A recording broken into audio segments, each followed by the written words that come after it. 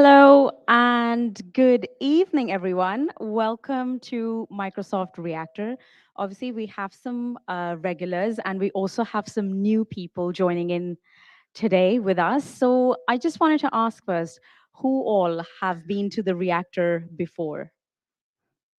Oh, there's loads of them. All right. Well, welcome to everyone who's new, and welcome to the virtual audience as well. Hello. We are streaming this online, so please bear with us because we just have to obviously keep them in mind as well. Before we get into any session, please take a moment to read our code of conduct. We're all here to learn, so please be respectful, please be kind, ask a lot of good questions. The chat will be open throughout for our virtual audience, and for our in-person audience, please feel free to raise your hands. And yeah, I'll just keep that on for a couple of seconds.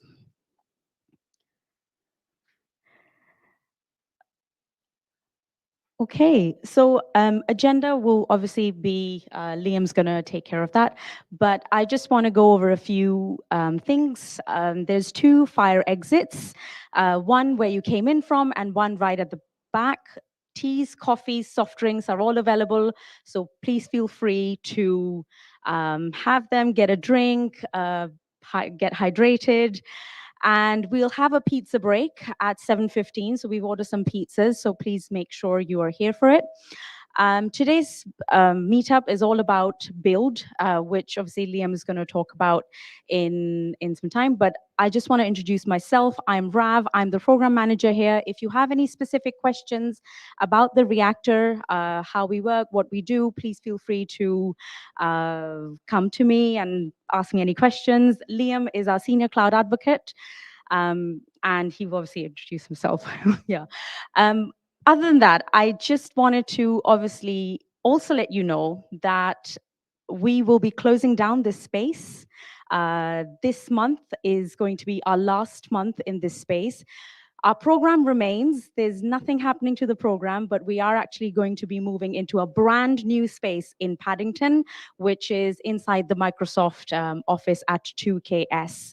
The space is going to be smaller than this, but we are so glad we still have a space and we'll continue to run our great community program as we have been running.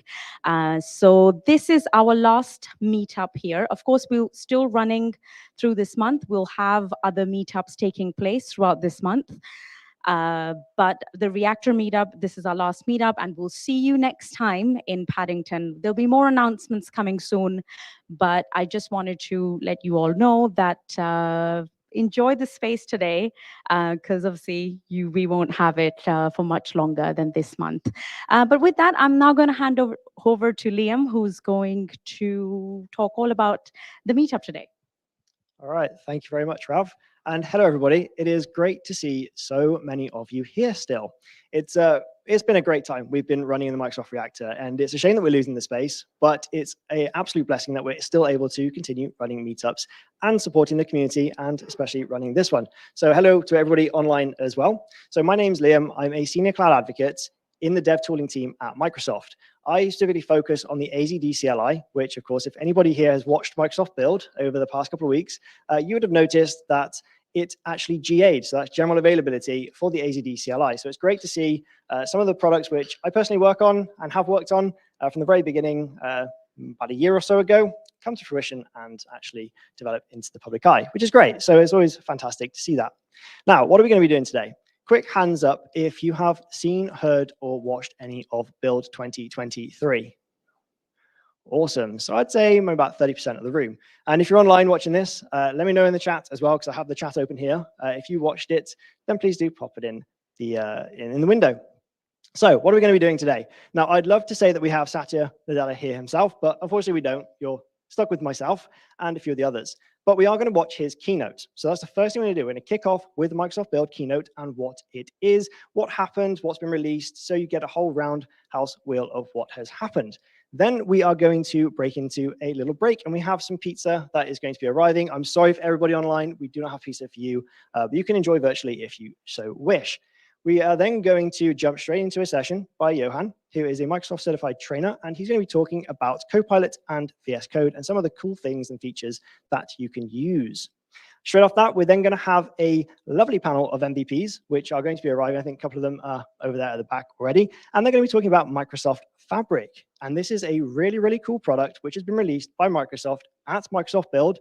And they're going to be giving you the chance to ask any question you like about it and what's going on.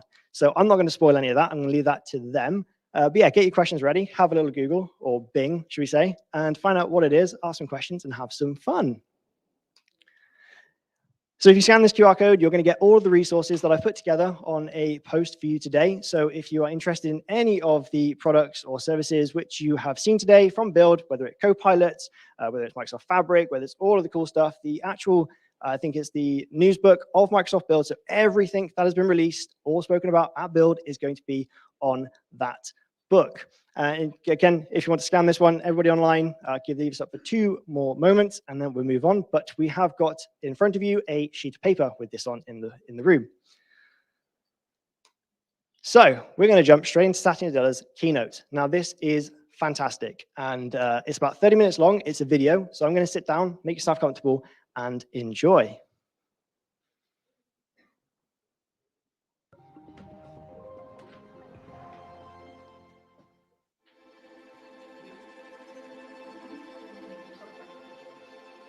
This is in YouTube. Just give me 1 moment.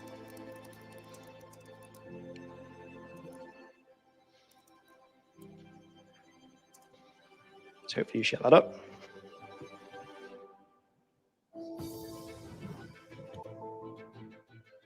It's like reading my mind. It's magical.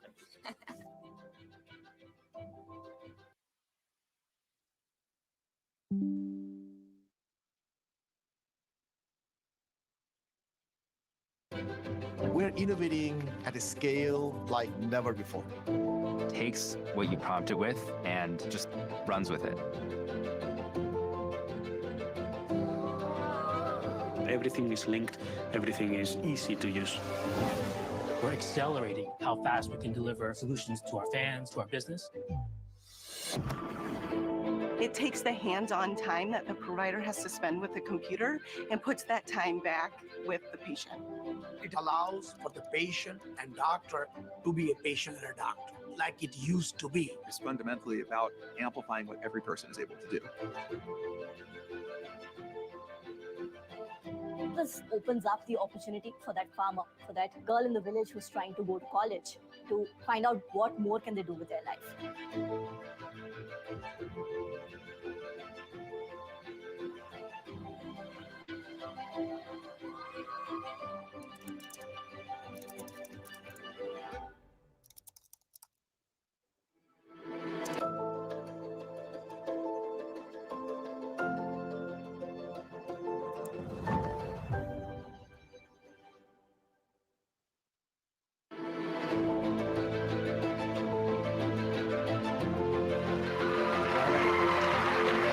Good morning.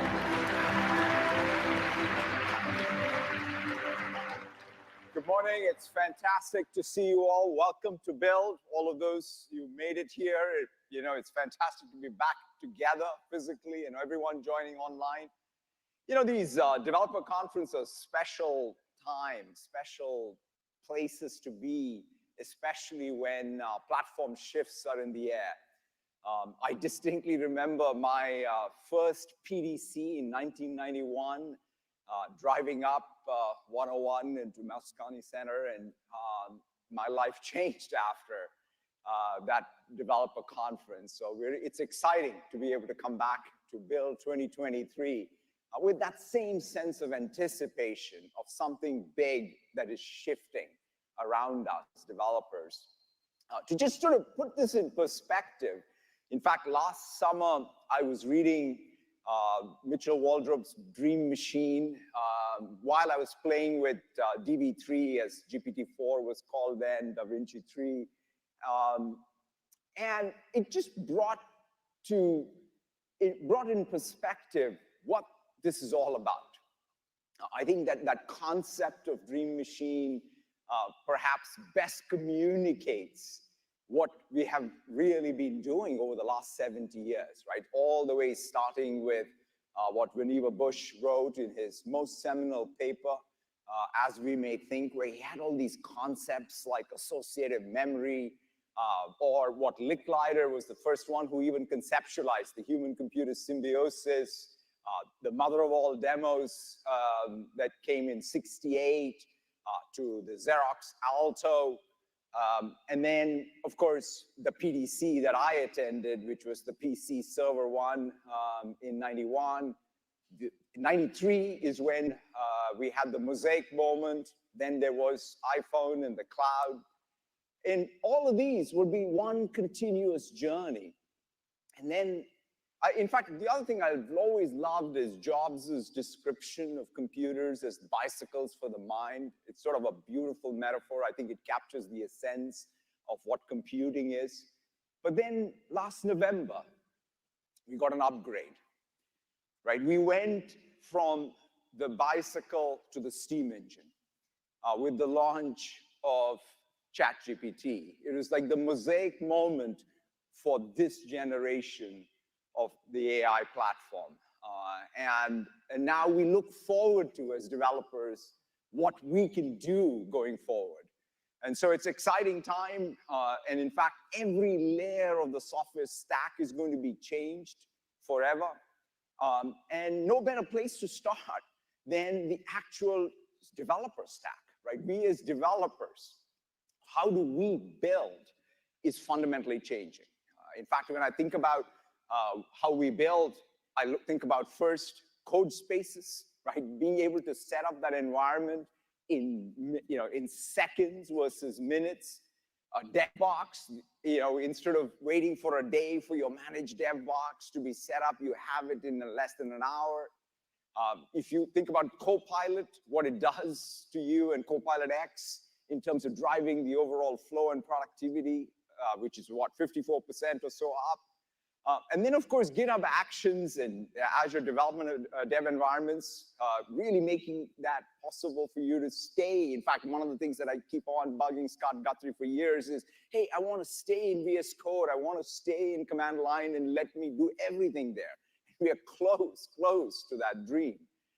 And that, to me, is bringing back both the joy of programming and the flow of programming. That ability to be able to stay on task is just so wonderful to see. So how we build software is radically different, but what we are going to build as developers is really the story of this developer conference.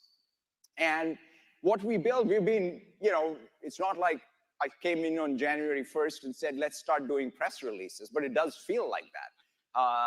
It does feel like we're every and we're infusing this new AI stack across all layers of it, right? So we started with tooling in GitHub, or rather Copilot in GitHub. We did Copilot in Power Platform. When it comes to productivity, Copilot in Microsoft 365, Copilot in Viva, in business process, it's the Copilot in Dynamics 365. When it comes to industry sort of workflows, what Nuance has done with DAX, or the security Copilot, or the Copilot, of course, for the web in Bing and Edge, features in LinkedIn, which are driven by AI, and of course, the AI infrastructure with Azure OpenAI APIs and everything else around it, right? So every layer of the stack is profoundly changing. And we today are going to, as part of this developer conference, we're going to have 50+ more announcements. But I want to highlight 5 of them. The first is we're bringing search grounding in Bing to ChatGPT.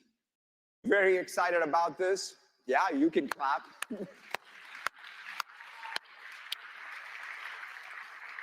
Look, ChatGPT is the most sort of fast-growing consumer app we've ever seen.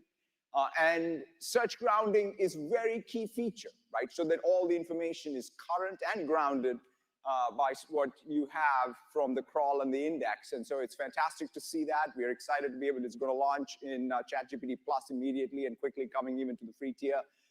And this is just the start of what we plan to do with our partners in OpenAI to bring the best of Bing to the ChatGPT experience.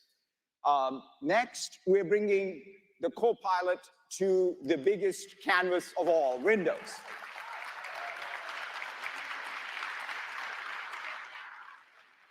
You're going to hear a lot from Panos tomorrow about it, but I think that this is going to make every user a power user of Windows. Let's roll the video.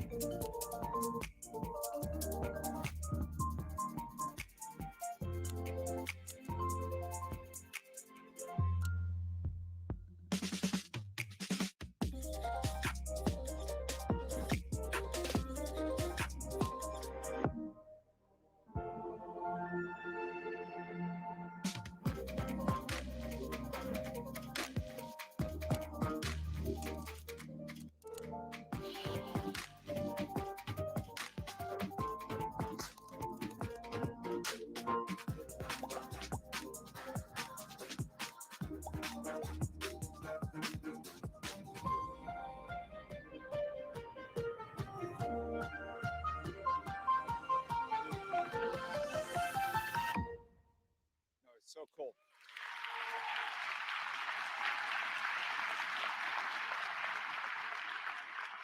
So we're going to talk a lot more about Windows, tomorrow when Panos is up here.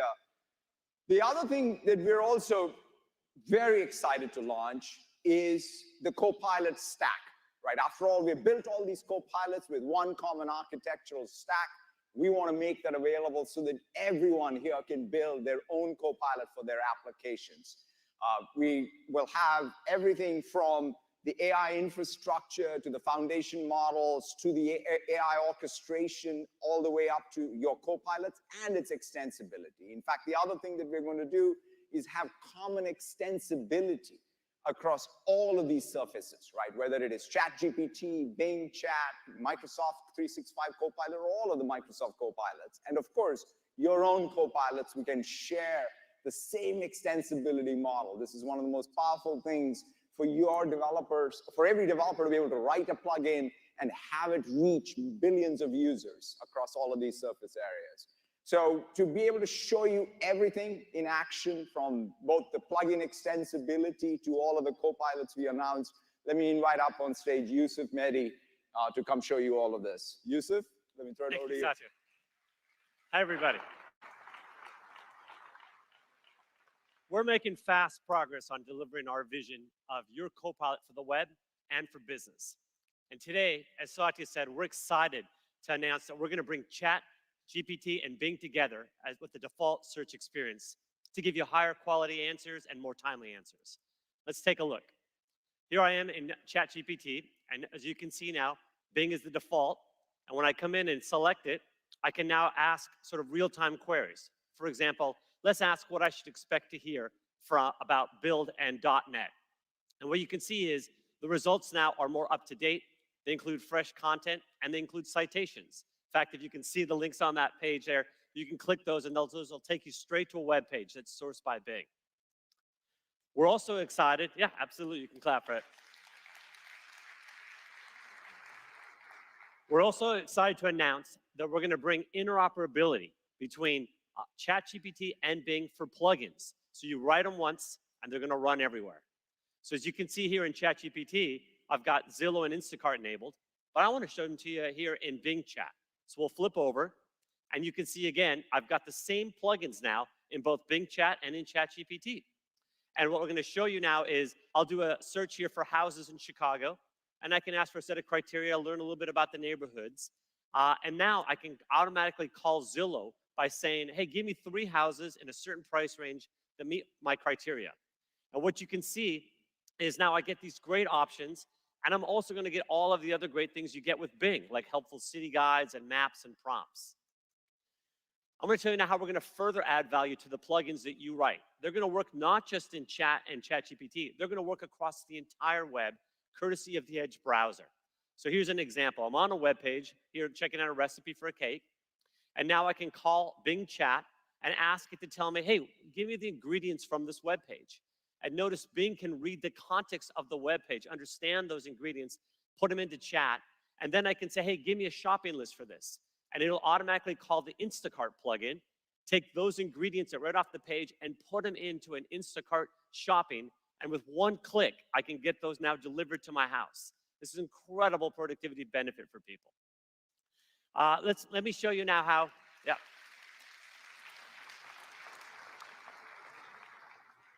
Let's show you how you'll be more productive at work. Here, I'm going to use Microsoft 365 Copilot. Now I'm in Microsoft Word, and I'm going to need some help for drafting a legal contract. I got a legal contract here, and I need some help with California law. So I'm going to call 3 plugins from Thomson Reuters to edit this document. First thing is I'll go into Copilot, and I'll pull it up, and I'll say, hey, help me understand how to edit the limitation of liability using the Practical Law plugin. It'll read the document, find the paragraph, and make that change. Next, I want to know if this is enforceable under California law. So I'll call the Westlaw plugin that will do that analysis, and it'll come back and give me an analysis about it from a legal perspective. And finally, since we're making lots of changes, I'd like to know the summary of all of these changes. And with Document Intelligence, I get a simple table that shows you all of those changes in an easy-to-read format. By joining the power of Microsoft 365 Copilot in Word with the support of these real powerful plugins like Thomson Reuters, now you can draft a legal contract in so much more powerful way. Let me show you one more. Here I am in Teams chat, and I'm engaging with Microsoft 365 Copilot to track website changes. Copilot will just call the Atlassian plugin to help. Atlassian Jira specializes in project and issue tracking. So it'll pull the Jira ticket automatically with the plugin, and now all I have to do is assign an owner using the Azure Active Directory, and that's it. It's all done. So with plugins and Microsoft 365 Copilot, you can intelligent reason across all of your business apps and the data stored in the Microsoft Graph to keep you in your flow. Finally, as Satya shared, we're excited to announce the Windows Copilot. I think it's going to change how you use your PC forever. Let me show it to you. Here I am in a coding project on my PC, but I want to configure my PC to help me be more creative and more productive. All I have to do now is invoke the Windows Copilot. I now just come down here to the taskbar, I click on that, and now we'll pop up the Windows Copilot on the right. This side pane here will be consistent across every app that you use on your PC. And just like with Bing Chat, I can now ask it questions like, how can I adjust my system to get work done? And not only will I get a bunch of great suggestions, but watch this. I can now, with one click, take action on those suggestions. For example, I can put it into focus mode. I also know that as developers, we like dark mode. There's a suggestion here for dark mode. So with one click, I'm now here on the dark side. And to really get going, I want to get that coding playlist going. So I'll pull the plugin from Spotify and say, give me a great coding playlist. In this case, come up. And now I'll have it ready to go. And finally, there's a suggestion here that says, hey, to organize your PC, let's take advantage of Snap. So with one click, it snaps all the windows right in the place I need them so I can be super productive. What do you think?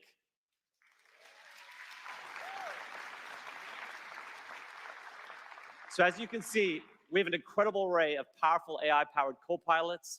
We've got over 50 plugins already available for customers and thousands more coming. I can't wait to see what you're all going to build. Thank you very much. Thanks, Yusuf. Thank you, Yusuf. We have, as Yusuf said, fantastic momentum already building. And this is about really creating that opportunity for developers to reach all users across all of these surface areas. And we are so excited to see how you go about exploiting that opportunity in the weeks and months to come. Of course, when we talk about the AI platform and the Copilot stack, the next thing for us, which is really exciting, is AI Studio.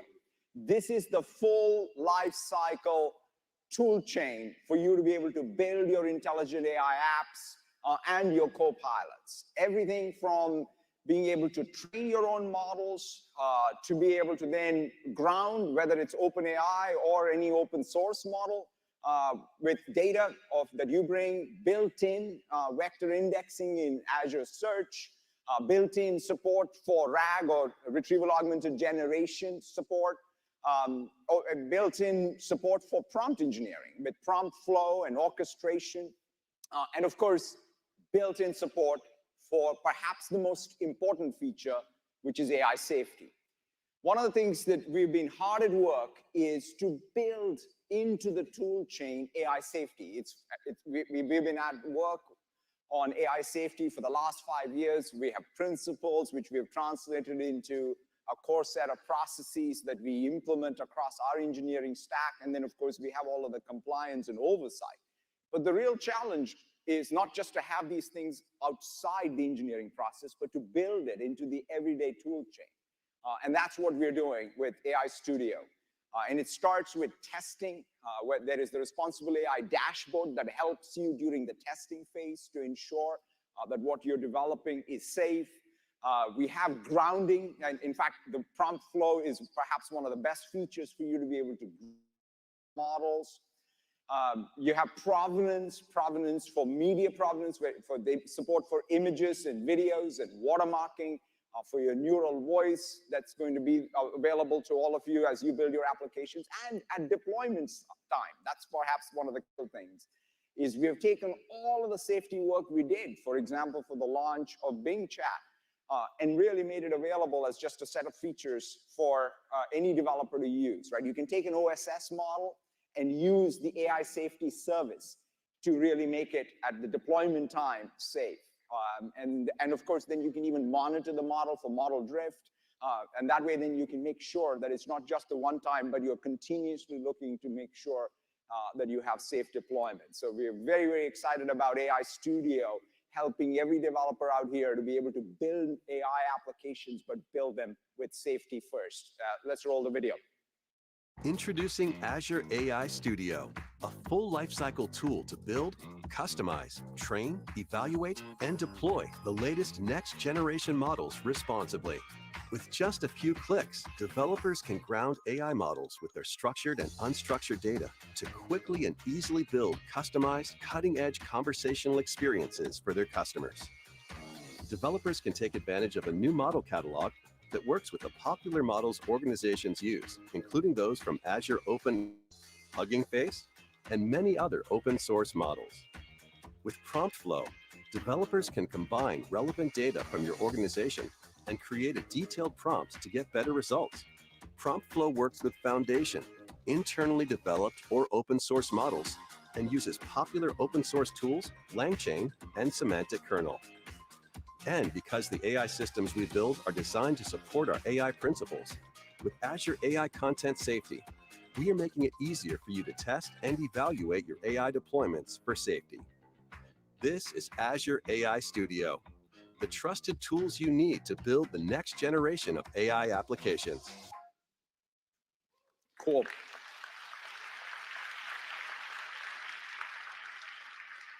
And of course, all AI applications start with data. And we're really thrilled to be announcing Microsoft Fabric. This is a product that we've been working very, very hard on over multiple years, and it's finally coming together. It's perhaps the biggest launch of a data product from Microsoft since the launch of SQL Server. It really brings together compute and storage. It unifies compute and storage. It unifies all of the full analytics stack product experiences. It brings together governance, so it unifies governance with analytics. And most interestingly, it unifies the business model, right, across all the different types of analytics workloads, whether they're SQL, machine learning, whatever job you want, you can use the same compute infrastructure. And this unification at the end of the day is what I think will fuel the next generation of AI applications. Let's roll the video.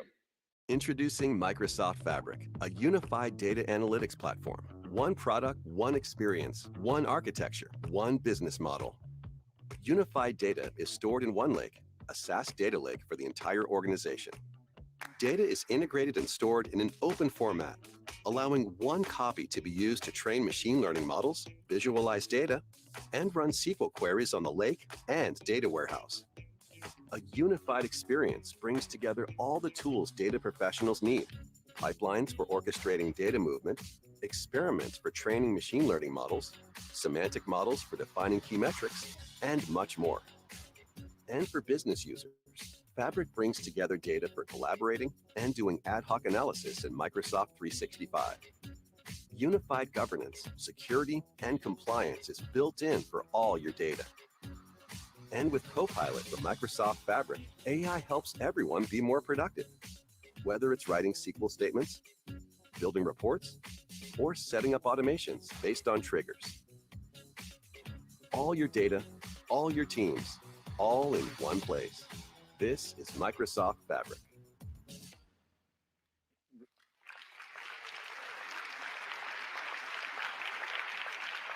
You know what the AI supercomputer did for the infrastructure layer? Microsoft Fabric will do to the data layer for this next generation of AI applications. Very, very exciting. These are just the 5 of the 50. So we have 45 more to discover throughout the conference. We're, again, really on a fast pace to build things that help us build this next generation of applications, but build them with safety first. Now, one of the things that I think we should ask ourselves as developers is, why do we build? Why do we build technology? You know, this relationship between economic progress and economic growth in technology has been there for a long time. In fact, this graph, when you see it, it's pretty stunning that for most of human history, we didn't have much economic growth, nor did we have much technology. And then something happened 250 years ago, right, which was long in building, by the way, from perhaps the Enlightenment to scientific revolution to the Industrial Revolution was close to 400 years. But then there was real progress. You see that slope going upwards. And then, of course, over the last 70 years, information technology has played a role across all of those sort of seminal moments on the march towards that dream machine. And of course, we now enter the age of AI, and we get to define what that slope looks like going forward for economic growth. But it's not even just economic growth on its own, right? We don't build just because we want economic growth. We want economic growth so that we can have human development index growth. We want the lifespans to go up. We want education and prosperity and standard of living to go up everywhere. That's why we build. That's why we innovate. That's why technology exists. It's not for technology's sake, but it is for that broad impact. And to me, this all came together. You know, in January, when I was visiting India, I had a chance to see this demo, and it sort of had a very profound impact on me, because at some level, it sort of motivated me to go into this next wave with that much more vigor to ensure that this time around, this technology reaches everybody in the world. There are 2 things that stood out for me, right? That things that we build can in fact make a difference to 8 billion people, not some small sort of group of people. And to be able to do that by diffusion that takes days and weeks, not years and centuries. Because we want that equitable growth, we want trust in technology, we want to ensure that we protect those fundamental rights that we care about, and that we do this in such a way that we manage our energy transition given the finite resource we have in our planet. That's, at the end of the day, what grounds us in our mission, to empower every person and every organization on the planet to achieve more. And so I want to leave you with this video of what you as developers are going to do in the days and weeks and months and years to come is going to have the most profound impact of any technology to 8 billion people all around the planet. Thank you very much and have a fantastic build. मैं एक किसान हूँ अपने ही गांव में हमारी ज़मीन है 2 एकड़ उसमें ही हम खेती उगाते हैं रबी की और खरीफ की दोनों फसलें उगाते हैं जिसमें गेहूं है जवार है बाजरा है तिल्ली है सरसों है बट यहाँ मेवात में अंदर बहुत से गांवों में न्यूज़पेपर नहीं पहुंच पाते हैं ये सरकारी स्कीमें पहुंचती हैं लेकिन ग्रामीण इलाकों में लोग योजनाओं की स्कीम पहुंच भी नहीं पाती है These are all communities living in media dark areas, which means that penetration of traditional media like television and radio is very sparse. There's also literacy challenges, so things like newspapers have a very low access in these areas. In India, we have 22 constitutionally recognized languages, but apart from that, we have more than 100, almost 120 languages. Being able to provide justice to each and every citizen in their own language, it's a challenge, but it's also an opportunity. Jugalbandi is a chatbot that we built to solve 2 problems. One is this linguistic divide and the technological divide. We collected millions of parallel sentences for machine translation. We collected thousands of hours of data for speech recognition. And then we built state-of-the-art models on top of it using Harshini speech recognition models and Azure's OpenAI. So these capabilities allows us to understand language, transcribe it, translate it, and also synthesize it back in the form of speech.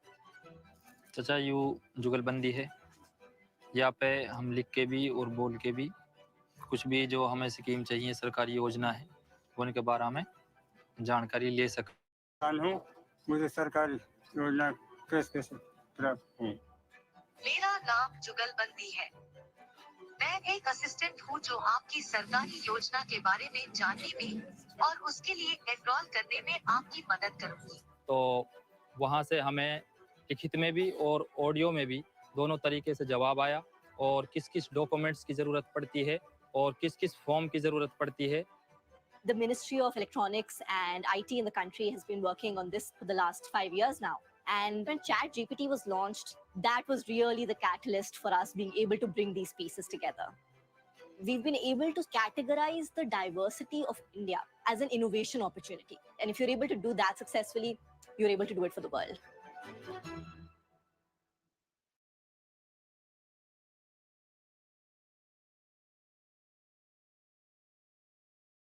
And I think this Microsoft build this year has been a reignition to a lot of developer-friendly technologies. You can just press next. All right, maybe not. We'll escape that one. So developer-friendly technologies. Now, who here has used Copilot? Because Copilot there was mentioned quite a lot. Okay, so there's like a couple of hands, a sprinkle of you. Of course, if you're watching online, put it in the chat. Let me know if you use Copilot as well, because I'd be really interested to know how many of you actually use it to its full potential. Now, of course, Johan's going to go through a demo later and show you all some of the cool things you can do with it. But out of this one, I've pulled out a couple of, I guess, a couple of bullet points from Build, which I thought were really notable, and some of the really cool things that came out of the keynote. So in here, we have got Copilot for everyone, everywhere. So I think the most interesting part for me was Windows, right? Copilot in Windows. I personally don't use Windows. I hold my hand up. I actually use Mac for work and personal, but it really makes me want a Windows machine. So I'm really excited for that one. We have got build update environments, build environment updates. So code spaces. Who's used code spaces? Cool. So code spaces is basically VS Code in the browser. It allows you to run your code connected anywhere in the world. You don't need to have a supercomputer. You can have a Raspberry Pi. You can do it basically anywhere you like. Even if you have a slow internet connection, it's a really cool place for you to do your development. But there's been updates to it, and it's consistently updating day on day going forward. We got DevBox. So DevBox was, I think, announced it's going to be GAing or generally available, yeah, I believe.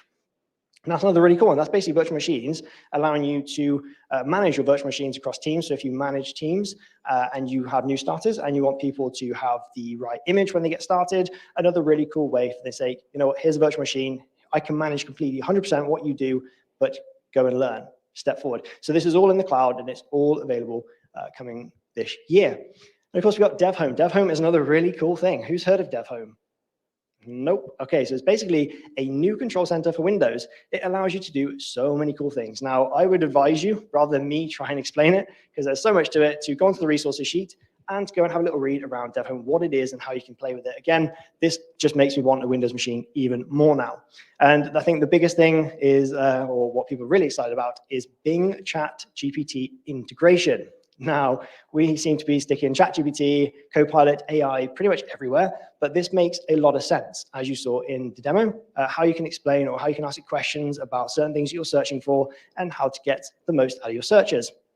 Because, hey, I can spend a whole day searching for one thing and still not find it because I'm not typing in the right things. And of course, Azure AI Studio, again, more AI, but allows you to build, test, and deploy models and do a lot of AI integration within Microsoft Clouds. And finally, Microsoft Fabric, which the MVPs are going to be talking about a little bit later. So I'm not going to spoil what that is, but if you do want to check out any more of this, go to resources. Now, the pizza has arrived. Ooh, finally. So we have food. We are going to say 2 slices to start with for everybody, because there is quite a few of you, and we want to make sure there's enough to go around. So we can have 2 slices to start with, and then if there's anything left, then we go at it afterwards. But for now, we're going to break, and then after this, we are going to come to Johan, who's going to be talking a little bit about Copilot and VS Code.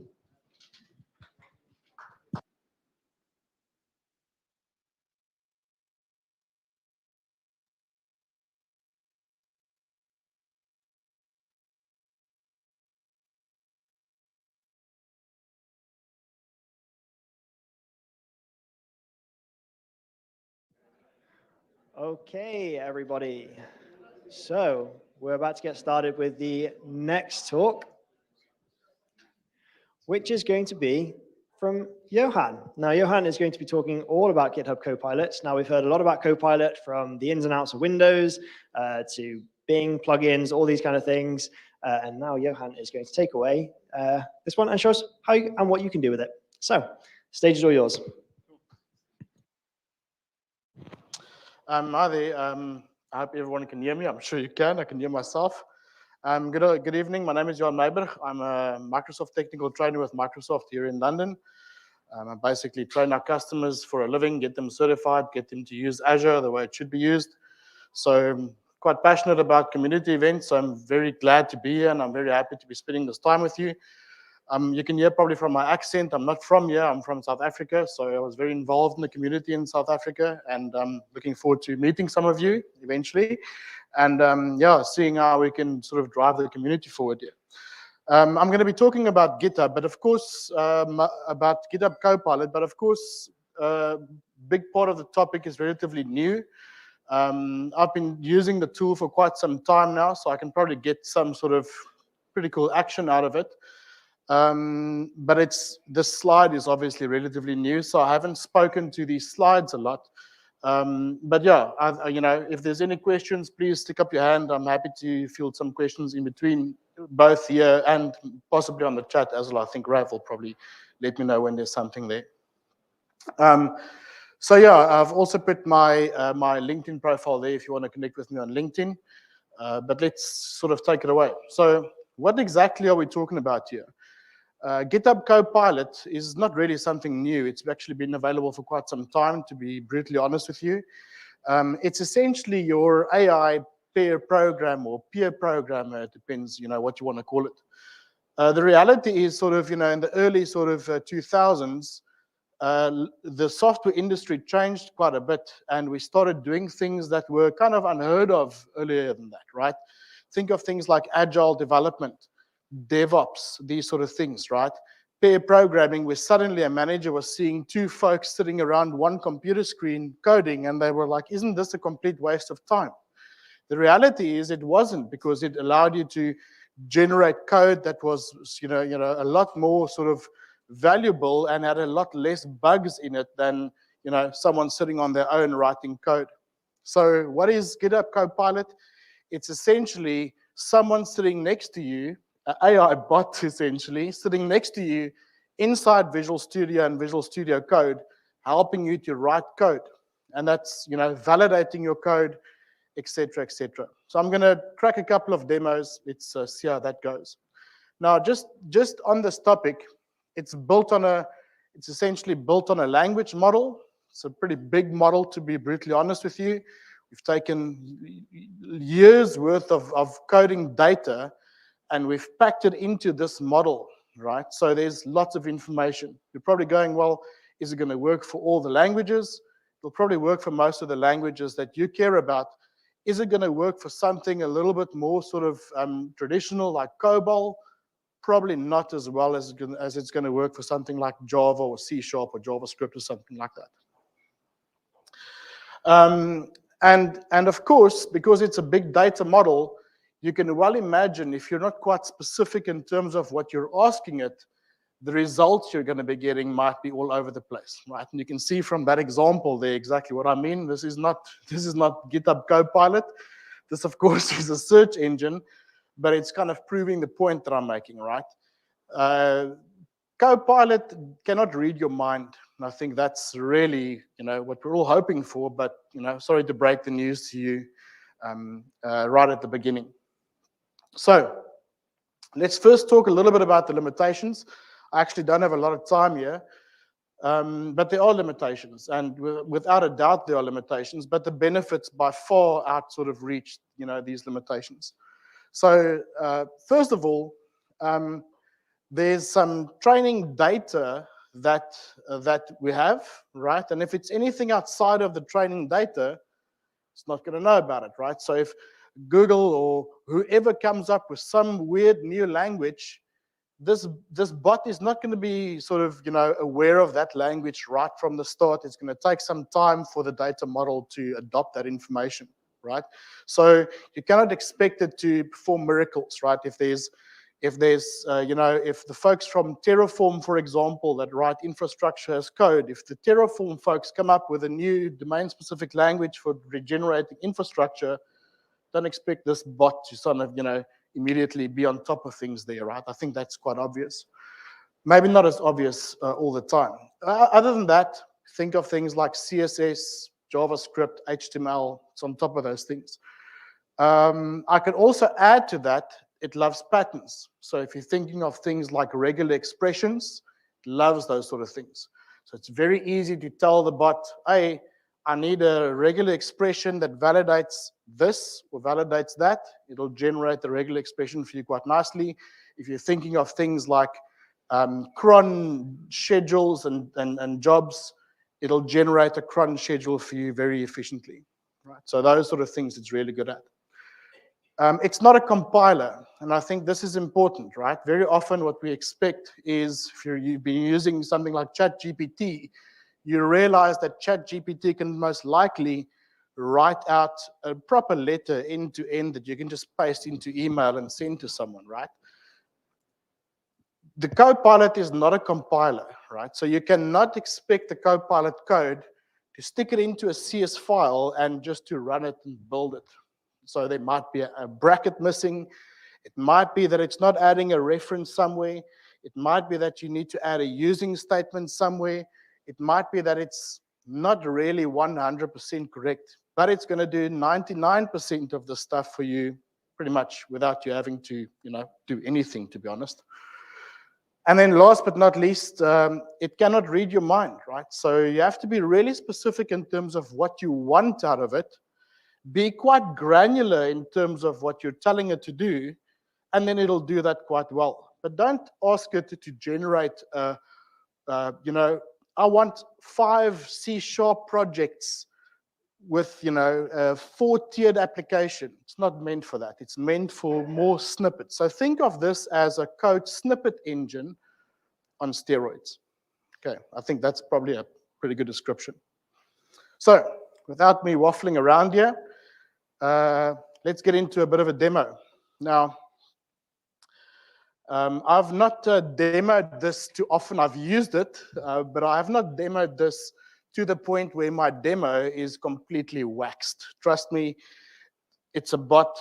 It's, if the temperature is just too high outside, it gives me different answers. So almost every time I do something like this, I get different answers. It's doing something slightly different. I'm not making excuses, but I did not sacrifice any chickens to the demo gods this morning. I think that's what I'm trying to say. All right, so what I've got here is, let me just find it. I've got a project, right? So this is just a GitHub project I created. I made some tweaks. Oh, hello.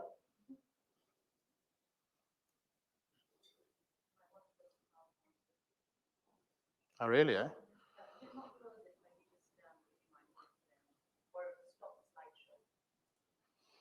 That's a bit weird. Yeah, I've duplicated them. That's a good call, I think. All right, hello. Thanks, Rav. Right, so I just created a sort of vanilla repository in GitHub. I work with GitHub quite a bit. I do the DevOps course for our customers. So I'm pretty familiar with GitHub, and I did some tweaking in terms of the configuration here that you will probably see a bit later on. What I'm going to do is it's really just a stock standard repo that I created. There's nothing fancy in there. At this point in time, it's pretty empty. There's a git ignore, there's a readme file, there's a security file. Yes. Oh, you mean did my streaming go? Yeah. Ah. You stop the screen and then you share it again. Share the screen. Maybe window, yeah. Just entire screen. Just share system audio. And now you should be able to minimize this. Okay. Okay, perfect. Thank you. Sorry about that. Doesn't work like it works at home, it seems. All right. So as I said, I made some tweaks here. There's a couple of security settings I added in the background, but nothing too much. I think I spent probably about 2 minutes creating this repo. What I'm going to do here is I've got Visual Studio. I've got Visual Studio Code Insiders Edition installed here. You can get access to this for, I think, 60 days without any costing involved. But you need to go and apply for this. There's currently a wait list, right? So if you were registered at the build event, you'll have access to the bits. Other than that, you might have to kind of stand in line for a bit. So what I'm going to do is I'm going to clone that repo on my local machine here. And I'm going to just do that by just typing git clone, paste that, and just put it in the current directory. That's going to essentially pull down that repo to my local machine. I'm doing stuff that a normal developer will be doing currently, right? I'm just cloning the repo. The repo is now local, and if I make any changes to the repo, I can then push those changes back into the remote. So what I'm going to do here is I'm actually going to create a brand new project. And it's going to be a command line project, so it'll be like a console application. .NET new console. And this is effectively going to generate some scaffolding for me, right? So there's going to be a program file. There's going to be a C# project file there. Again, nothing special. It's doing all of this for me. What I really want to do here, ladies and gents, is I want to build an application that enumerates animals, just as an example. And I can really thumbsuck anything here, and I'll demonstrate that to you. Let's start with animals, right? So if I hit enter here, now you'll notice the Copilot is currently kind of looking over my shoulder like a backseat driver going, what is he doing? What am I expecting him to do? And if I go something like just public class animal, you will see within a few seconds it's going to pick up that, hey, he's trying to create an actual animal here. If I go public string name, it's automatically telling me that it's going to need a name. However, if I go type public again, it's going to pick up that it's an animal. It probably has some sort of an age, and I just have to keep pressing tab, right? So again, if I just start typing public string, what other attributes could you possibly have for an animal? Color is a good one, right? So what else? Type, what type of animal? If I go public again, it's probably going to come up with something like sound. So if you think about what I just did there, right, is I didn't build any logic into this. I essentially just started alluding to what I wanted to code, and the bot picked up on this, and it started completing this entire animal class for me, right? So if I think about how many words and characters I actually typed into the keyboard, it was probably about 5 to 10% of what appeared on the screen. The rest is what the bot did, right? So on top of that, if I wanted to now start enumerating this animal object and creating instances of this object, I'm just going to start with a list of, and take a look what it's doing there. It's automatically picking up that, oh, he's wanting to create a list. He's likely wanting to create a list of these animals that he spoke about. So all I have to do really there is just, create the list of animals. In fact, if I go and say, add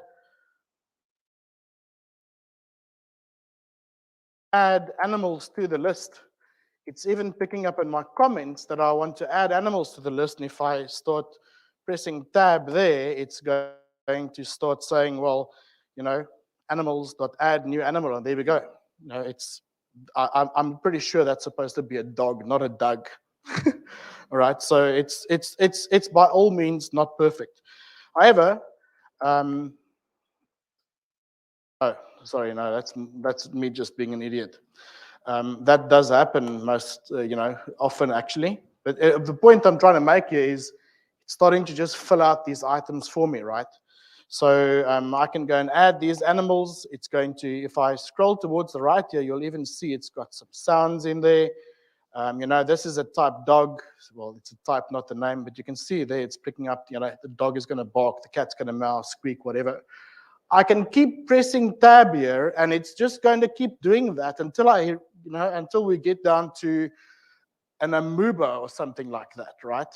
It's just going to keep rolling with different animal names until I'm finished with animal names, right? So again, if you have to go think of demo and sample data, the bot will generate that data for you.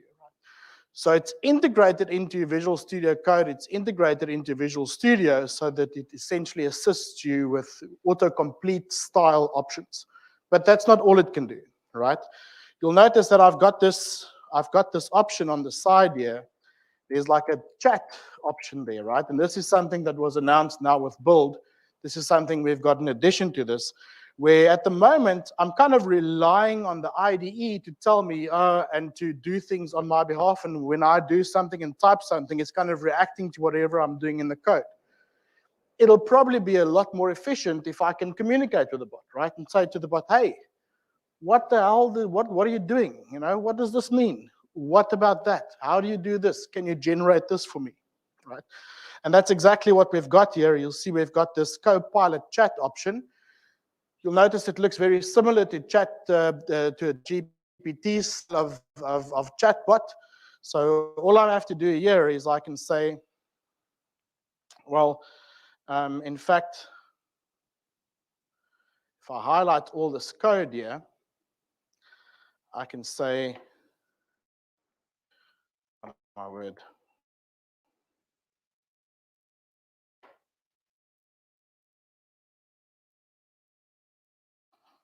Explain what this code does.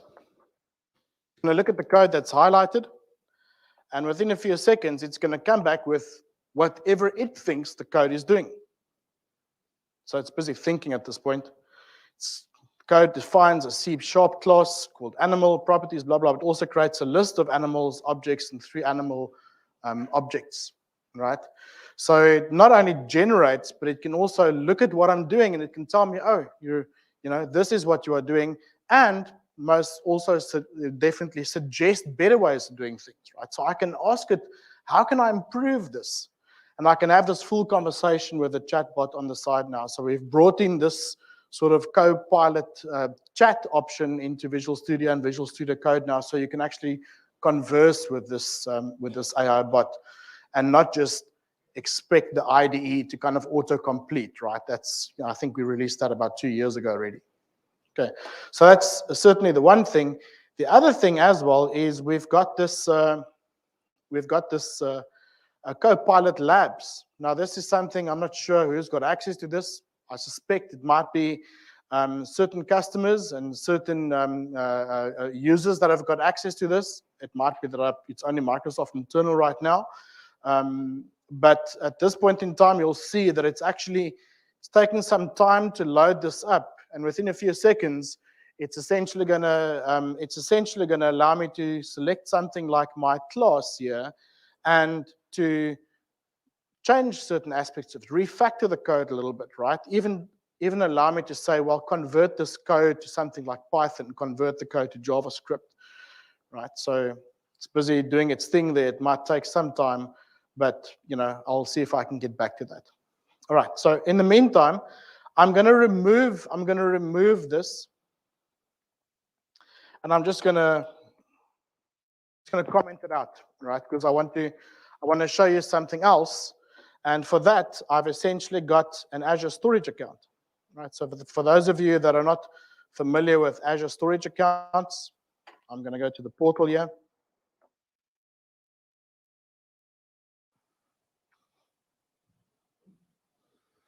And I've got a storage account that has essentially got, it's called Never On. Some of you might not be familiar with the Azure portal. This is the Azure portal. And in there, I've got a container, and the container is called Images. And the Images container, essentially, it's got a couple of images, right? So what I'm going to do is I'm going to take this sort of simple command line application of mine now, and I'm going to ask the bot to generate some code for me that will connect to that storage account and enumerate those blobs, right? Let's see how quickly it can do that. This is the part of the demo that I'm not very well versed in. I haven't tested this over and over like some of the other parts. All right, so what I'm going to do here is I'm just going to hit enter a couple of times, create some space, and I'm going to just sort of shoot from the hip. All right, so I want to add some code to connect to an Azure storage account and enumerate the blobs. There's some errors there, right? Some typos. I didn't do that on purpose, but I want to show you that it's cognizant of that, and it's picking up, oh, he's just being himself and he's making some typos because he's typing so fast, right? So what's it doing here? It's essentially saying, well, if you wanted to connect to a storage account, this is the code that you have to essentially write, okay?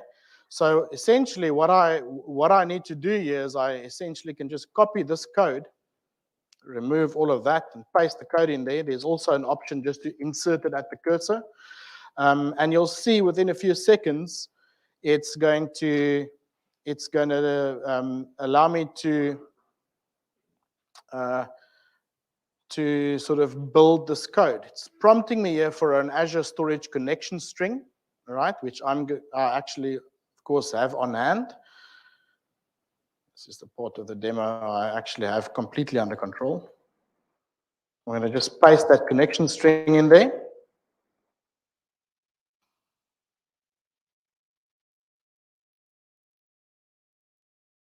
There we go. So there's my connection string. In fact, I'm just going to remove that environmental variable there. It's not an environmental variable. In fact, just a string. Right, and then if cloud storage account. Hang on for a second.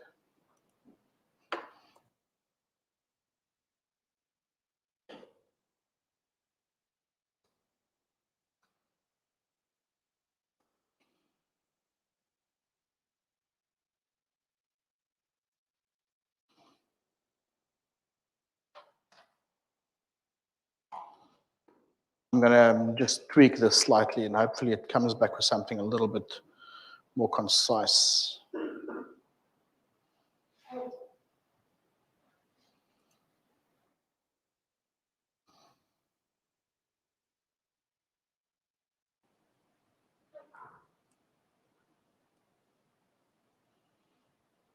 Yeah, okay, let's try this. I'm going to see if I can run it. It's not ideal, but it might actually work.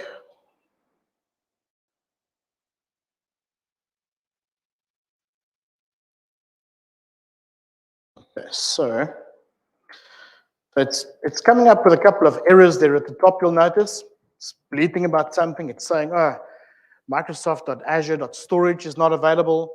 So what I'm going to do is I'm going to say to the bot here, what should I do to add the reference to the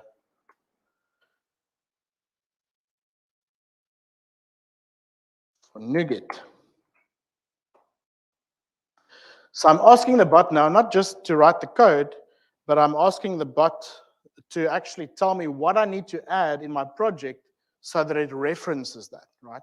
So it's not just looking at the code, it's cognizant of the fact that, hang on for a second, you need to add a reference, and I'm asking it what reference, and if I'm a little bit more specific here, then it'll essentially, if I just copy this and paste it, paste that, from the .NET CLI.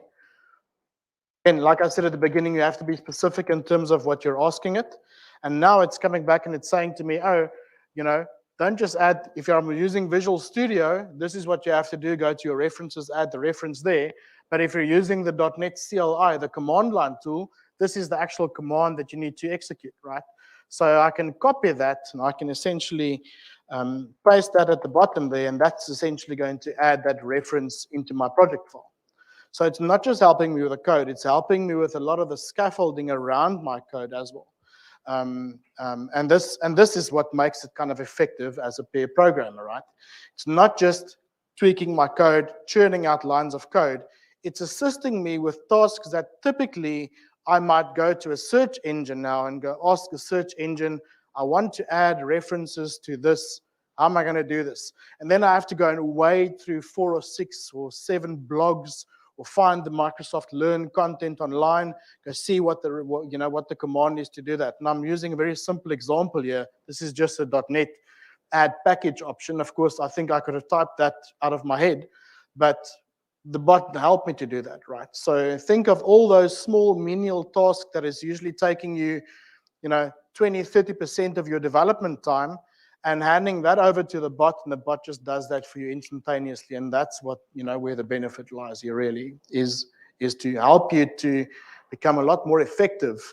It's a little bit like using Windows with the shortcut keys as opposed to driving Windows with a mouse only, right? You just become a lot more effective. I'm not going to finish this out. I wanted to actually, run this command. I'm not going to run this project now. It's just going to enumerate the blobs. I will typically have to add the reference, do a restore and a couple of things like that. I've got other stuff that I would prefer to demo for you. Let's see if this has actually come to the party yet.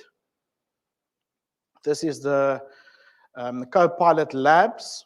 See if I can use that. It's a little bit slow.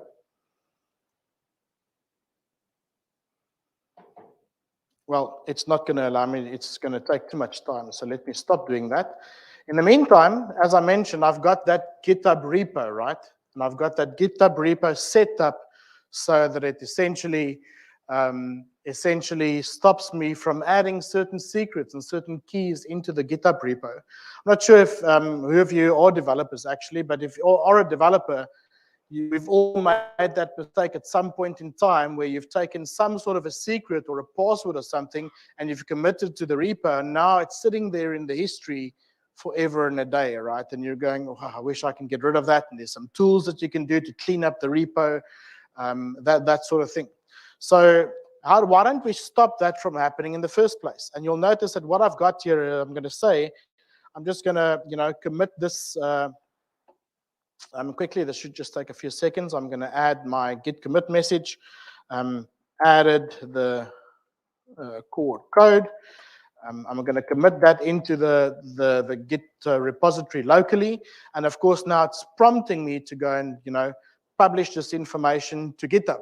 right? And this is typically where I click on sync changes, and it essentially merges my code into the main repository on GitHub, right? Very simple, nothing special there. However, if I click on sync changes here, you'll notice it's essentially going to contact GitHub, and GitHub is now going to pick up the fact that, hang on, this is actually an Azure storage account key, right? It's the connection string for an Azure storage account. So within a few seconds, I'm expecting the IDE to bleed here, and if I click on open the Git log here, you'll notice that it's coming back, and it's saying push declined due to a detected secret. So what's happening here is GitHub is picking up that in my source code, there's a secret. That secret should not be in the repo. It should possibly be something like an environmental variable or something like that. And GitHub is essentially stopping that merge from taking place now. So as opposed to me having to run tools after the fact, cleaning up the code in the GitHub repository, GitHub is now stopping this from happening. And we've got an extension for this for Azure DevOps as well. So you can use GitHub Advanced Security now on Azure DevOps so that you can secure your repos essentially inside of Azure DevOps as well. It's not just on GitHub, right? So we've got it available across both those platforms. And if I can show you where I did that, it's essentially over here. There's my settings for my project. And if I go for code security and analysis, I think it's towards the bottom there. There you can see there's essentially like a push protection option that you can see that I've got in there that's essentially going to not just scan for secrets that are existing, but it's going to stop pushes into the repository and stops me from doing that, right? As I said, that this is now available for Azure DevOps as well, which I think has been available now for a month or two. Other than that, there's one more demo I want to give to you. My colleagues early on alluded to the fact that we've got this thing called DevBox. If you're not familiar with this, you can actually go and buy a small DevBox if you wanted to, right? But the concept and the idea behind this is that your development environment does not sit on your local machine, right? Your development environment now sits in the cloud. In fact, I can probably demo this quite extensively as well. If I go to my project here, and I click on code and code spaces, you'll notice that I can say new with options. And what it's going to do is it's going to prompt me with some parameters. There you can see on what branch I want to do this, in what region I want to do this. So think of a data compliance sort of scenario, right, where you need to be compliant and keep your source code within a certain sort of geographical area for that matter. And then how many cores do I want to give to this, right? So it almost feels and looks like I'm spinning up a virtual machine here, right? It's really just a container that I'm running. And you can see from there, if I hit the create code space, within a few seconds, if I press F11 here, you're probably not going to realize that I'm actually still in the browser. You might have seen this. This has also been available for quite some time. This is GitHub code spaces, right? So now my entire application, my development environment, my IDE environment is running in the cloud, and I'm using it from a browser. So I can use this from a tablet, from a mobile phone, anywhere where you've got a sort of, a relevant browser, you can use this without having any of the code on my local machine or without having any configuration on my local machine. Everything is essentially running in the cloud. And there you can see, there's my, my repository. And of course, if I mess around here a little bit, I'll get the Copilot in here as well to help me to write the code in the browser if I wanted to do that. Okay, so that's just one aspect. However, if you're not using GitHub, we've also got this available for our DevBox scenarios, and you will see that we've got the concept of dev centers. Where's the button? Dev centers, so I can actually go and create a development center, and I've created one already, and you can see that there's a dev center called always DevBox. I ran out of ideas for names here, but if I click on on this, you'll notice if I scroll down and look at my DevBox definitions, I can actually go and create a new definition of what a developer box looks like. And you'll notice that I can go and specify that this developer box is going to be Visual Studio, 2022, whatever version of Visual Studio, whatever operating system I want. And this is essentially going to make use of the Microsoft Virtual Desktop technology we've got inside of Azure and give me a remote cloud-based development environment that your developers can be up and running, writing code within the first day, as opposed to traditionally where we spend 3 or 4 days getting my development machine up and running, right? I cannot tell you how many times I've used that excuse over the last sort of 15 odd years, saying, I'm rebuilding my machine, right? Those days are gone. That excuse basically goes out the window now, because essentially we're talking here about a pre-configured development environment, and all you need is a browser to connect to the environment, and off you go. Your development environment is up and running. Okay, so that's that part. And then there's just 2 additional aspects. You'll see that there's essentially a list of the dev box definitions, and then I can also pull together these different dev boxes. So I can say, for example, all my UI developers are going to work on this aspect, all my backend developers or SQL developers are going to use this type of definition. Okay. And other than that, I think that was really it. I'm going to just crack open this slide again, because I've got one final sort of slide that I just want to quickly pop into.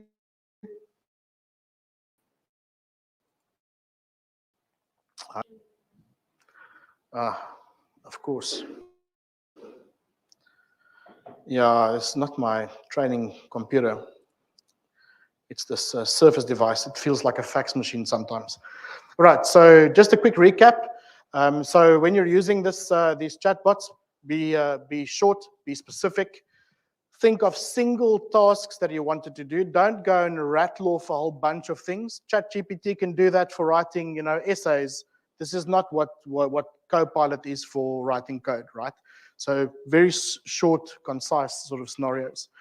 And expect short responses. We don't want to generate sort of lines and lines and projects. That's not what it's really good at. It loves patterns. I mentioned this already. Think of things like cron schedules, regular expressions, CSS. If you find there's an online demo of the Copilot doing CSS, really amazing stuff. Like, for example, sort of freeze the footer at the bottom, so when I scroll, the footer always sits at the bottom, right? It just generates that CSS for you within seconds, and suddenly it stops scrolling, right? So stuff like that. It's really, really good at that. And then, of course, trust but verify, right? You don't want to just take the source code, run the source code, and check in the source code, right? Especially if it's doing something very specific. If you're generating a cron schedule for an Azure function to run every Tuesday, I would certainly not just take the cron schedule from the bot, stick it into my function, and publish the function onto Azure, right? So verify these things. If there's an extension that allows you to test your cron schedule, if it's generated the cron schedule, first test the schedule before you actually continue. Context is everything, and then just keep iterating. Iterate your questions, re-ask the question, tweak the question slightly. If you're not happy with the results, tweak the question. Keep on doing that until you're happy with the result, and then go on to the next task. And that's pretty much that. Gosh, that was a mouthful, I'm sure. Are there any further questions? Oh, thanks. No. That was absolutely brilliant. I think in the interest of time for questions, if you have any questions, grab Johan after the next session, because there's going to be a little bit of networking once we've spoken a little bit about Microsoft Fabric. But I think in the interest of Copilot, personally, you've seen it come from a very 2D or two-dimensional sort of aspect. Now we've got Copilot Chat. You can see this is kind of building into a developer's framework of all in one context inside VS Code code spaces. So it's absolutely fantastic to see. So a massive thank you for showing that, Johan. For the next session, we have got a couple of Microsoft MVPs who are going to be talking about Microsoft Fabric. So whilst they're getting ready, we're going to switch over the screens, and we're going to use one microphone.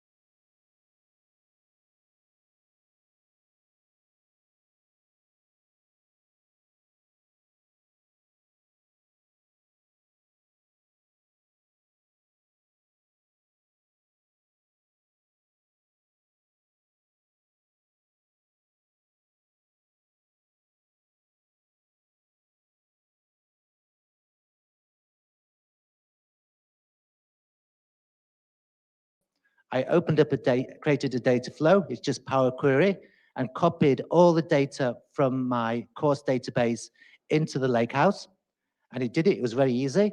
And then it registered them all as tables. And then I got my 17 email addresses, made them all guest users of my tenant. And when they came in, they were able to do advanced SQL using the SQL endpoint, and the course went really well. And the moral of the story is not that Azure Lab Services are unreliable, which they are, but if I can do that on that, and I'm not a data engineer by any stretch of the imagination, then Fabric makes a lot of these things really easy. And especially my students can suddenly come in, and at 9:30, they're using Fabric and they don't even realize it. I've just given them a website and they're writing advanced SQL. Then I think that Fabric is really good, really easy to use. They've done a great job so that we don't have to work so hard. So that's my introduction to Fabric. Over to Chris. Wow, well, that's a hell of an introduction. Thank you, Mark. And I don't think I'd be brave enough to that quickly. So I think the thing that really excites me about Fabric is the fact that if you are coming from the business side and you're just sort of on the Power BI side, which is where I came from, you're now going to have access to all of these various different tools, the full backend, the full stack, and then you've got the underpinning of it, which is one lake, which is the thing that really excites me about it all. So I haven't quite got the full 2 minutes, but yeah, that's my introduction. I'm really excited about Fabric, really excited what it's going to bring. And I think it's the most interesting thing that Microsoft's done in 7 years in the business intelligence world. Thanks, Chris. So my name's Leon Gordon, Microsoft Data Platform MVP. I can speak for Chris's time as well, so if I waffle on, then please just slow me down. So Microsoft Fabric, where do we begin? Absolutely mind-blowing in terms of where we are from a data analytics perspective, in my mind. There's so many features I could talk about, but I'll close in on the ones that really resonate with me. Chris mentioned it slightly in terms of One Lake, being able to enable everybody across your organization to have access to the same data and only load it once using the Parquet file format across your whole, all of your data objects is absolutely amazing and game-changing from my perspective. Then you add in the fact that you can have a data warehouse, a data lakehouse, notebooks, SQL, DAX, build up data sets, all within the same environment in the cloud. Absolutely mind-blowing. Echo Chris's sentiments, and obviously Mark had a real-life version of that happen today as well. So keen to open up after Rishi does his introduction to any Q&A. There's so many topics to talk about, so we want this to be as interactive as possible, please. Absolutely. Great. Thanks, everyone. So yeah, I'm Rishi. So I work in Avanade, actually same team as Chris. And I've been working with Fabric for a little while in private preview. And I think the main thing I think that it brings out is that Microsoft market it as the era, the platform for the era of AI.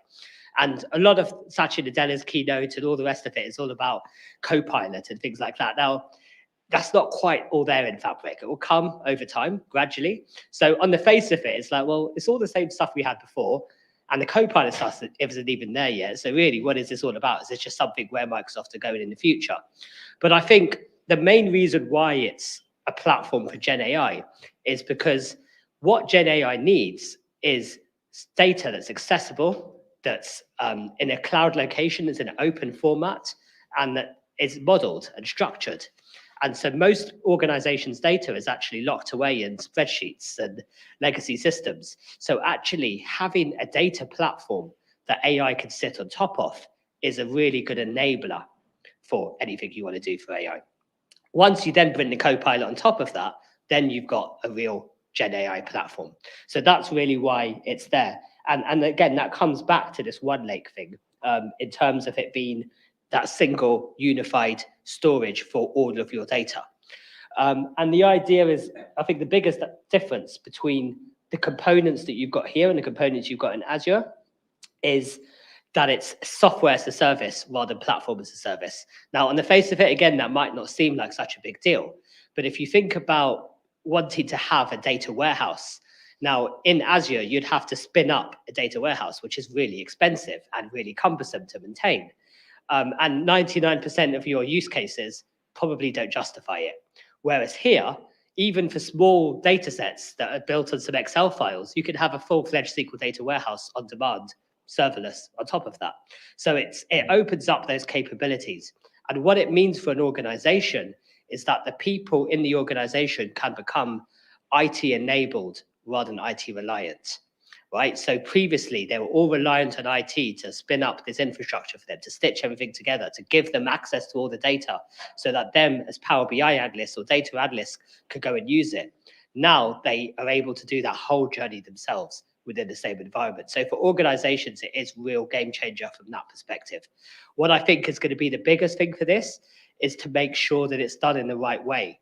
Governance, security, obviously, but also operating model, roles, responsibilities. How are you going to define how teams work with this? And I think that side of it is where we're really, at Avanade, we're really pushing. And I think that's the bit that's going to be the biggest. The other thing is there's a lot to learn, and don't feel like you need to do it all at once, right? Focus on the bits that you know and you want to get into, and other people will do other bits in it, and you can work together in the same environment. There is a load of what this is actually is if you go to aka.ms, I think the link is there somewhere, Fabric Notes, it's drawings for Microsoft. And so they've done like little nice drawings to show stuff. And I'm a huge fan of gamified learning and things like that. So I've got some tabs open. I can show it some other time or after this if people want to stick around, where I've done some quizzes for Microsoft Fabric and some ebooks and stuff like that. So if anyone wants to see that, yeah, let me know. So that's us, and over to you. What we're going to do is put your hand up. I will bring the microphone over, I think, and then I'll get you to speak. Or actually, I'll get you to shout out, and then we'll repeat your question. So who has a question? Go ahead. Do you want to stand up and... Yeah. So my question is around the real-time ingestion of actually the first step in there. So how the ingestion and the analytics works in real time. What does it use? So like if I have to implement a real-time ingestion and the data analytics on top of that, what should I use? Because if I use the Spark doesn't work on the real-time. Okay, which one of us wants to answer that? So is any of it as an expert on Custo and real-time? Sorry? Go ahead, Liam. Thank you. Repeat the question. Yes, repeat the question. Okay, so the question is on the first tab being displayed on the screen, so real-time analytics. What should be the tool of choosing in Fabric? Is that correct? Okay, and how it's working. So nobody here, that's their specialism, to be honest with you. So we'll answer it around us in terms of Custo and the Custo KQL engine as well. Now, I believe that a lot of this is also being done by Data Activator, if I'm not mistaken. Potentially, I think it'll come into it. It's more Custo is the real-time engine, yeah. Okay, so with that being said, my understanding is once a connection is created, that's ingested directly into, is it one of the data sets underneath within the data lake? Yes, so KQL has a real-time database, and it's basically like a query set, which is the same as, and it's also based on OneLake. Do you want the microphone? That's okay. So yeah, once your data's in OneLake, you could run Custo queries on it. So KQL, Custo Query Language, if you look that up, it's been around for a while in Azure Data Studio, and it's really powerful for that real-time analytics. You could do it's window functions essentially, and it's how you can then query the data in real time and set up alerts and things like that, but through Data Activator, but also start to monitor your data and start to take actions on that data based on real time. So I think James Dale's got a demo on it's on LinkedIn. He's put it on LinkedIn, hasn't he? Yeah. James Dale's our manager. So he's done all the flight demos and he's built Icon Map. And he was showing some stuff recently on social media where he built it based on the flight API and showing real-time data coming in from engines, from flights. So something like that, straight from there into Power BI, visualized with Icon Map. So I think that's the power of the kind of real-time analytics. And he was saying the power of Custo Query Language with that is really what's driven that.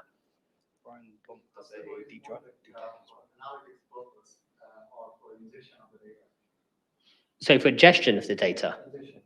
So how does it work? Perhaps this is one Yeah. narrow topic that we should take offline. Yeah. Because we've only got half an hour. Yeah.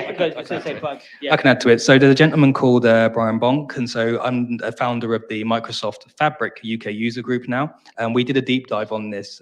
So in terms of custom and the KQL, I would suggest you go onto that. It's nobody's specialty here, unfortunately, today. But great question, so thank you. Yes, please.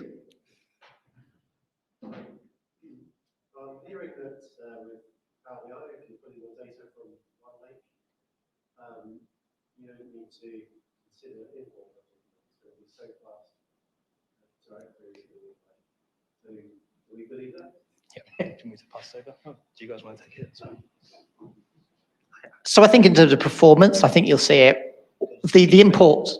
Oh, sorry. I'll repeat the question. So currently within Power BI, there are two storage modes, import and direct query. You can either import your data into Power BI, or you can direct query, where effectively the source then returns the results which visualize in your reports.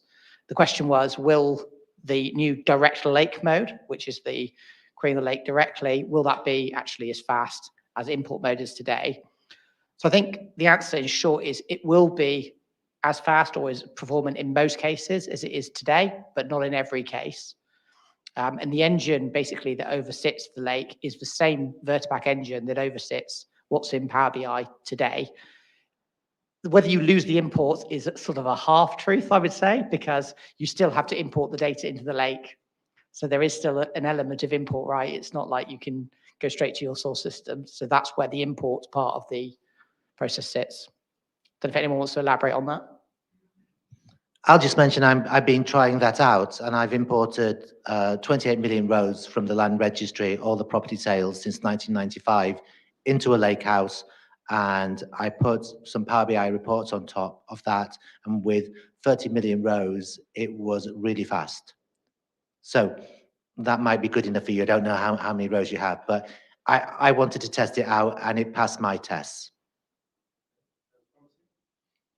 Thank you for your question. Who's next?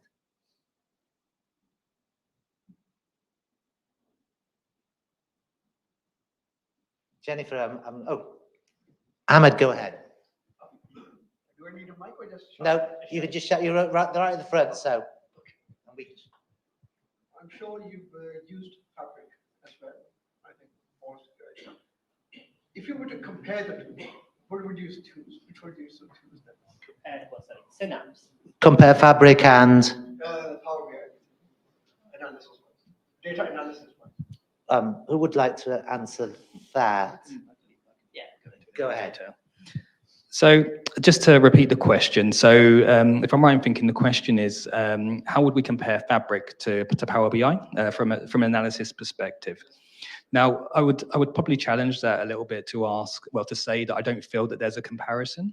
So Power BI still exists as its own entity, and Fabric becomes very complementary to Power BI. So what we're seeing is potentially elements of Synapse, some of the Azure tools like AutoML, etc., now being brought into the Power BI world is probably the best way to look at it.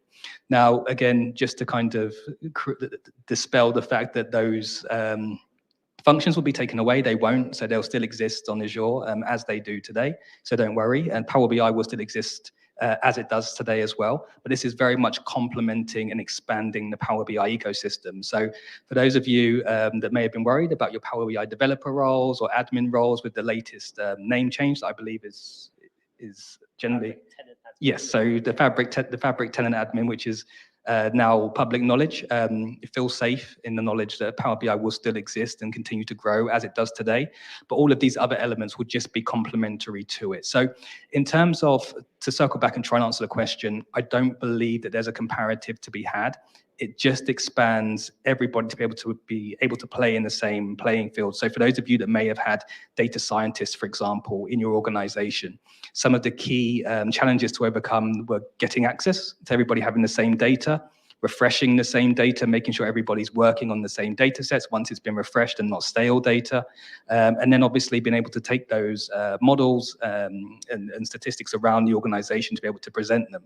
Within this new ecosystem, everybody has a seat at the same table with the same data that only potentially has to be refreshed once to be made available. So hopefully that answers the question. If not, I can hand over if anybody wants to add anything to that. I mean, so the way Microsoft have positioned it is like Office. So your question would be like, how does Word compare to Microsoft Office? But it doesn't, because it's part of Microsoft Office. So in the same way, Power BI is part of Fabric and Synapse is part of Fabric. In the sense of those Synapse components are now available in a SaaS environment rather than just purely in a PaaS environment. So a better comparison might be between Fabric and Synapse. So between the SaaS version of the products that are in Synapse and also in Fabric. And I think the main difference there, as we kind of alluded to at the beginning, is the PaaS versus SaaS, right? To do a data mesh architecture where you have data products, to do that in Synapse today is complex.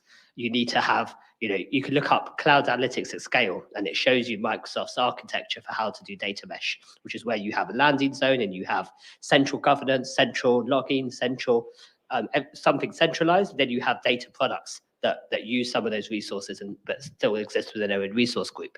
But it's a complex architecture to put together.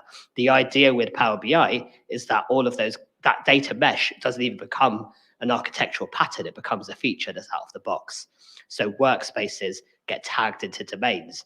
What will happen with domains in the future is that you'll be able to apply settings and governance and control specifically. So what you could say is, right, I've got these bunch of workspaces and all my finance data is in these workspaces.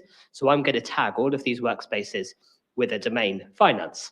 Now I want to set some controls on these finance domain. I want to stop all of my finance data from being exported to Excel or published to web. And so you set those controls at that domain level. And so this is where you then have data products which are represented by workspaces. So this is the kind of thing where, yes, it's possible to do in Synapse, but it becomes much simpler to achieve in Power BI, in Fabric, sorry. Try and take next. And any final questions? Go ahead. I wanted to ask about the co-pilots. So during the Microsoft Builds, Satya showed different things that you could do with co-pilot, like create custom reports or DAX measures. I want to know where Copilot fits in this whole Fabric ecosystem, and are there any other aspects that Copilot touches apart from the analytics part within Fabric? Should I take that first? So, where the vision, there's a few videos that have come up. Oh, sorry, maybe the question. Yeah, I couldn't need to do that, of course. So the question was, where does Copilot feature in all of this? Is it just in the Power BI side of creating reports, or is it elsewhere as well within the Fabric ecosystem? So there's a few demos I've seen online that show stuff that's coming in Copilot and Fabric, and it's across the whole stack. So for the data engineering, you've got Copilot in notebooks. So you've got, PySpark notebooks or Spark SQL, and you can tell it what you want it to do. So you can imagine that from an efficiency perspective of being able to do data engineering tasks. You can say, right, I've ingested my data. I want to run all these data quality checks, but I actually just want to express them in natural language, right? I want to check for nulls. I want to check that my data volumes are within 10% of what they were the previous day, or whatever those checks are. That's really complex to write because you have to think about how to write all of these stuff in Python, express it in that language. It's even harder to do in Power Query, right? But Copilot will make those kind of tasks a lot easier. So if we look at across the stack, you've got you've got Copilot in notebooks, you've got Copilot in BI, you've got Copilot data integration. Yeah, you've got Copilot across the board. And I think eventually you'll get Copilot with the whole thing in terms of security, access. You don't have to go and do 10 clicks to give people access to stuff. You say, right, I want to give these bunch of people access to my data, and it will set up your A-level security or things like that for you, I imagine. Right? Just thinking about where that will go. Yeah, and I can expand on the thinking about where it can go type of thing. So for those of you that did participate and visit Build, I think it was quite clear in terms of the message. This is data for the era of AI. So I think that everything that's being described in terms of AI functionality, like the Copilot, it will exist across this whole architecture. How far that goes into the future, let's see. From that perspective, but I think AI is here, as everybody knows.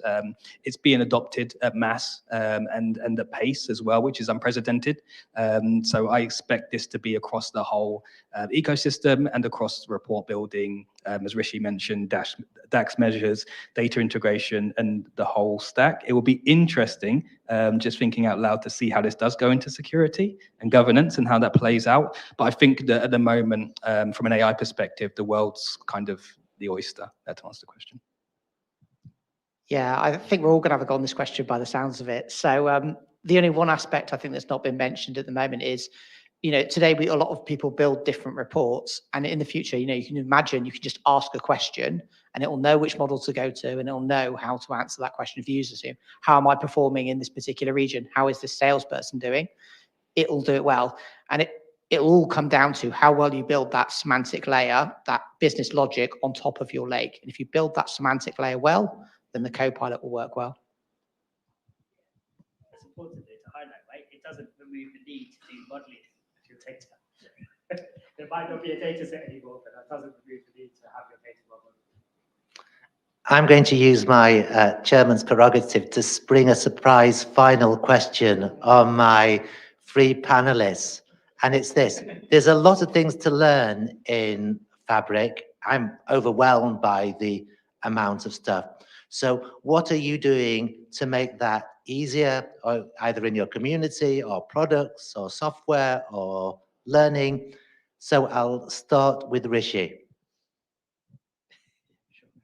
Yeah, if I had more time, I would show you. I've got, so yes, I said I'm a huge fan of gamified learning. I did my MBA on a mobile-first gamified platform because that's how I engage learning. I can't sit there and read books, watch videos. I don't have the attention span for any of that. So, I write quizzes and do quizzes and ebooks into like practice the clicks exercises, stuff like that. So that's what I'm trying to put out for some of the community to learn. And so it's really about identifying and filling knowledge gaps.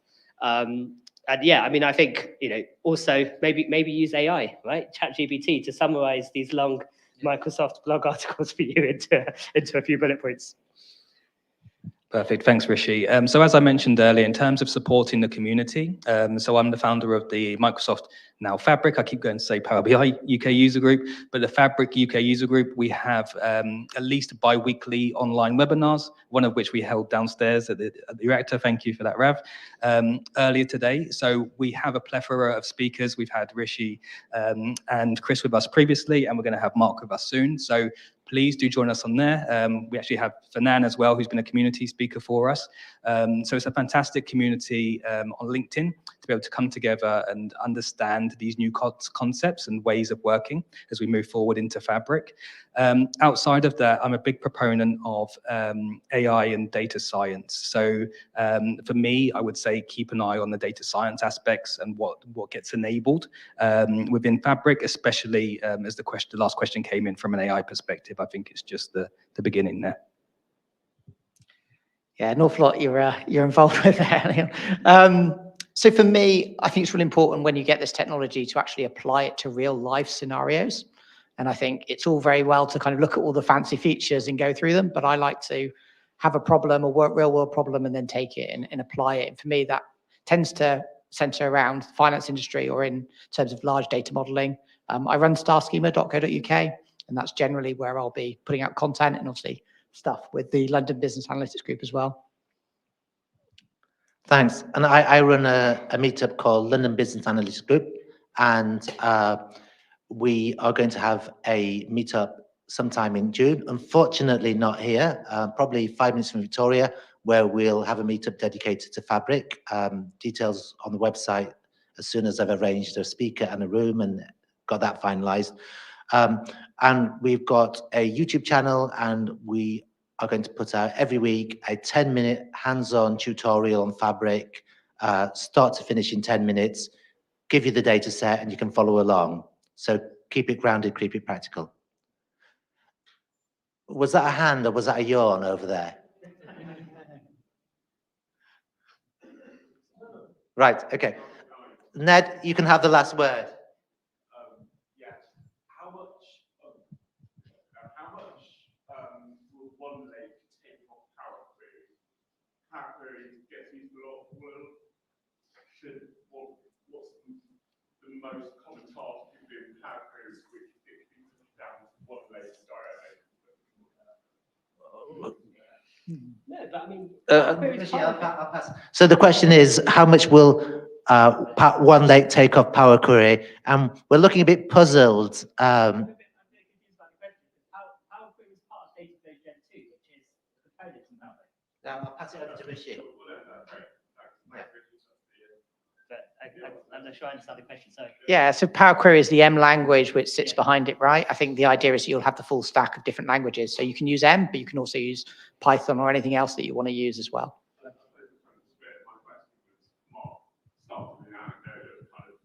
You have spreadsheets and you put it into one lake and that basically made a data warehouse from scratch. I might thought doing that in Power Query, loading all the spreadsheets into Power queries and then pushing it onto. Oh, I see. I'm going to say something. I shouldn't say. Oh, okay. I didn't finish anything. Yeah. Power BI checks the relationship between those. And it does like that. Is that is there anything else like that? I mean, so whilst you can upload an Excel file to using OneLake File Explorer or upload directly to the lake, I'm not sure that's a particularly scalable solution, right? The UI-based approach for landing a bunch of Excel files into OneLake is still probably better done through Dataflow's Gen 2. And Dataflow's Gen 2 is Spark engine behind it, so it's like Dataflow's Gen 1, but A, it's Spark rather than Power Query engine, and B, it writes to Lakehouse. So, and it does it automatically. It's not like you have to create Delta tables. It just does it in the background. So I think for the Power BI analysts and for people who don't want to code in SQL or Spark or Python, Power Query is still going to be there, and it's still going to be the main tool they use using Power Query Dataflows.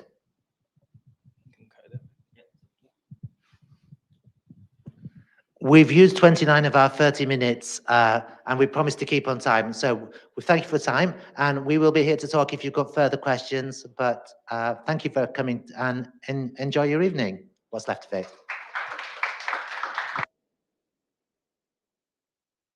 Over to Liam.